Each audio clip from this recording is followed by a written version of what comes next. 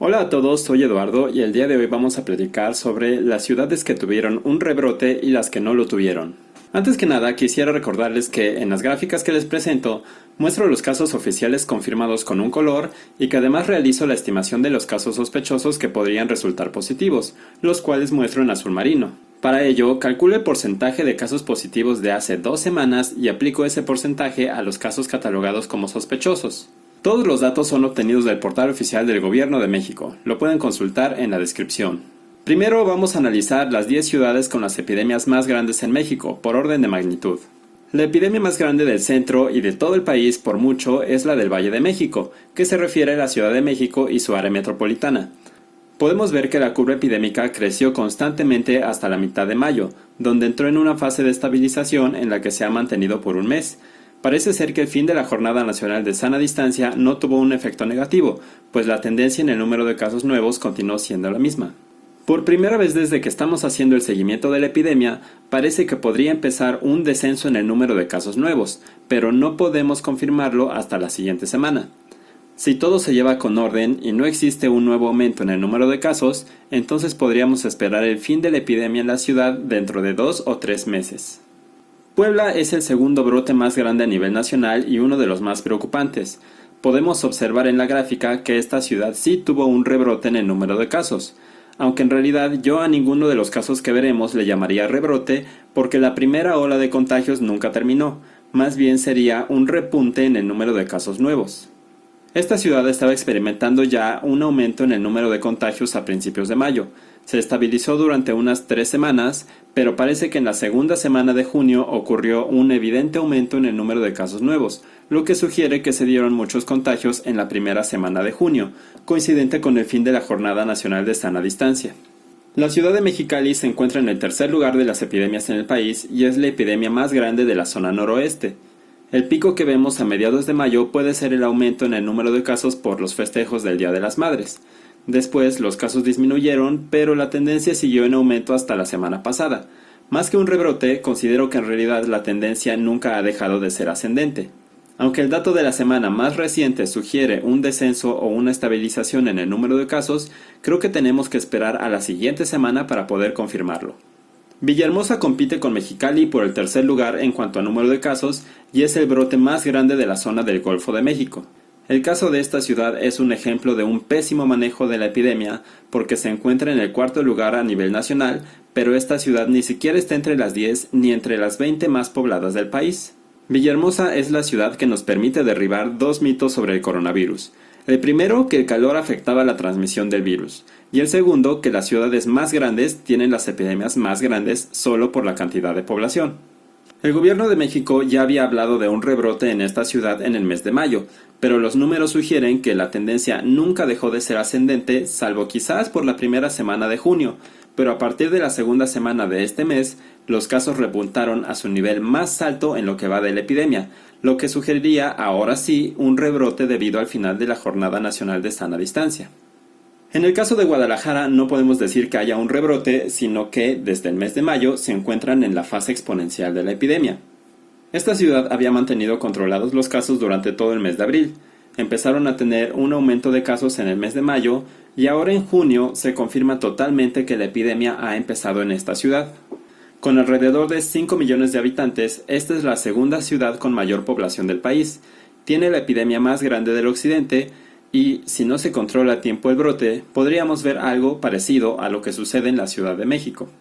Al igual que en Guadalajara, en Monterrey no podemos decir que exista un rebrote, sino que están en la fase exponencial de su epidemia. Esta ciudad también mantuvo los casos bajo control durante el mes de abril, pero en el mes de mayo comenzaron a tener un aumento en el número de casos nuevos y para el mes de junio se confirma la tendencia exponencial. Esta es la tercera ciudad más grande del país, por lo que también debe tener cuidado y controlar el brote lo antes posible para no tener una saturación en los servicios de salud como la que tiene la Ciudad de México. Actualmente es la epidemia más grande del noreste del país. Veracruz parece haber tenido su punto más alto de contagios a la mitad del mes de mayo. Sin embargo, el número de contagios se ha mantenido estable en esta zona alta y apenas en la segunda o tercera semana de junio parece que empezará a disminuir. En esta ciudad no observamos un repunte en el número de casos con el final de la Jornada Nacional de Sana Distancia. El puerto de Acapulco reportó la saturación de sus hospitales en la tercera semana de mayo y justamente podemos ver eso en esta gráfica. Tuvieron su punto más alto de contagios en esa semana, después de lo cual se han mantenido en una zona de estabilidad con alrededor de 80 contagios reportados diariamente. No observamos un rebrote en esta ciudad, pero al estar estables en una zona alta de la curva epidémica, un relajamiento en las medidas de distanciamiento social podría resultar en un rebrote grave. Aún es la epidemia más grande del sur del país. El caso de Culiacán muestra exactamente lo que pasa cuando la ciudad se encuentra estable en una zona alta de la curva de contagios y llega un rebrote. Esta ciudad se encontraba estable desde finales de abril y hasta mediados de mayo. Después, durante la segunda mitad de ese mes, tuvo un ligero aumento en el número de contagios, pero seguía estando estable.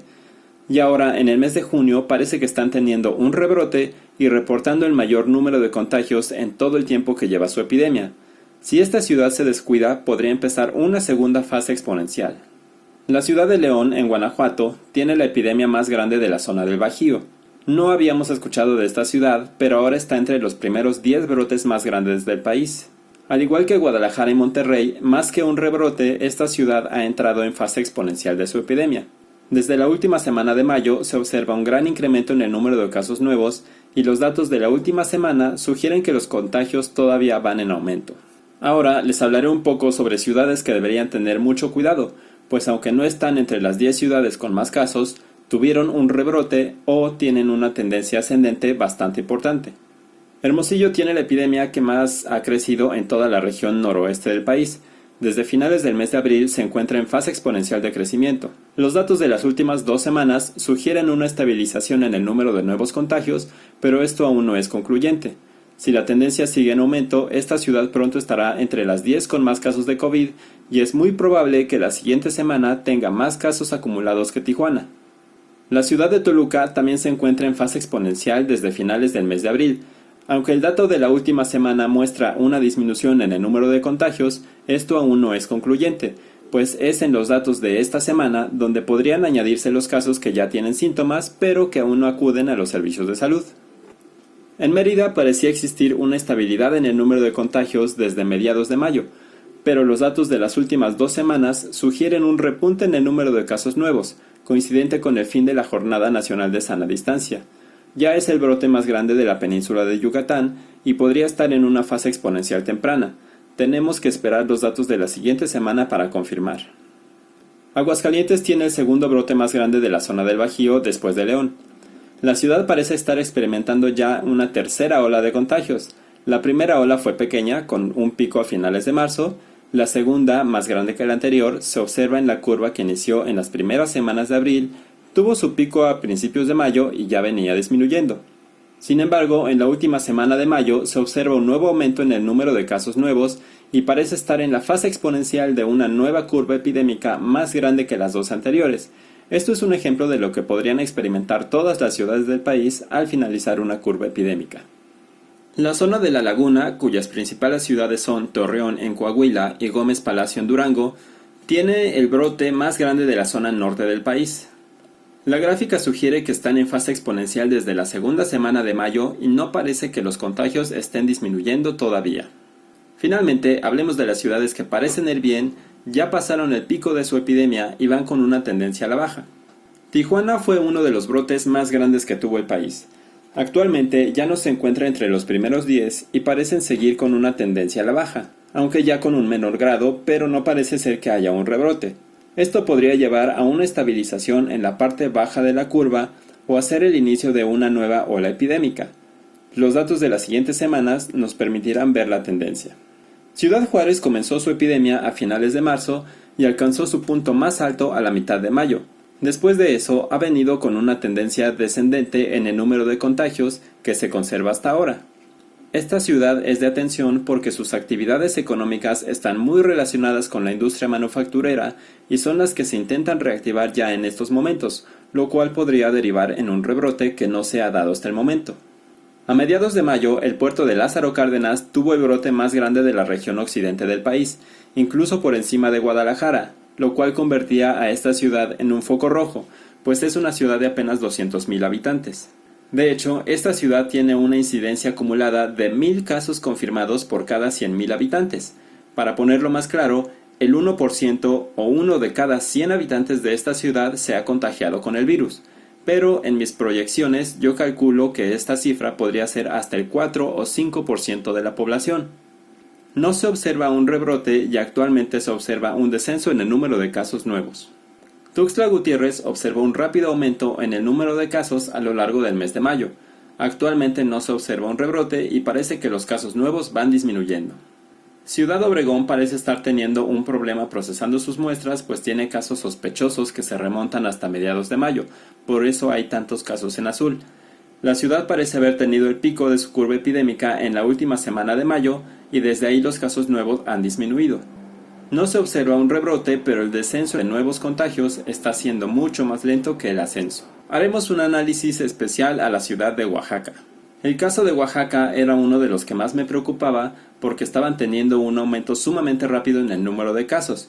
En cierto momento se habló de que la mayor parte de los llamados municipios de la Esperanza estaban en el estado de Oaxaca y que esos municipios empezarían a levantar el confinamiento a partir del 17 de mayo.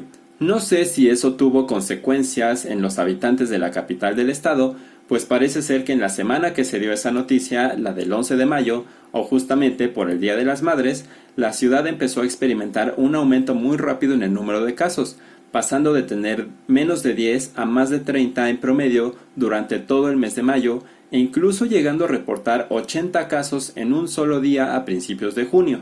Actualmente parece que llevan una tendencia descendente, pero al menos, a mi parecer, la forma de la curva es extraña. Si se fijaron, en todas las curvas que muestran un descenso, este es gradual, pero en Oaxaca es abrupto, de más de 40%. Desconozco la razón de esto, si realmente así se comportaron los casos, o si, como en varias regiones del país, la gente ha dejado de acudir a los hospitales por temor a morir en ellos. También está la posibilidad de que la gente infectada haya preferido regresar a sus comunidades de origen al presentar síntomas, lo cual estaría esparciendo el virus a zonas rurales de este estado, que es uno de los más pobres de México. Hay que estar pendientes de lo que ocurra en la ciudad de Oaxaca y en general en todo el estado de Oaxaca. Ese fue el video de hoy. Si la información les pareció útil, compártanlo con sus conocidos. Síganme en mis redes sociales y suscríbanse a mi canal. Muchas gracias por ver este video y hasta la próxima.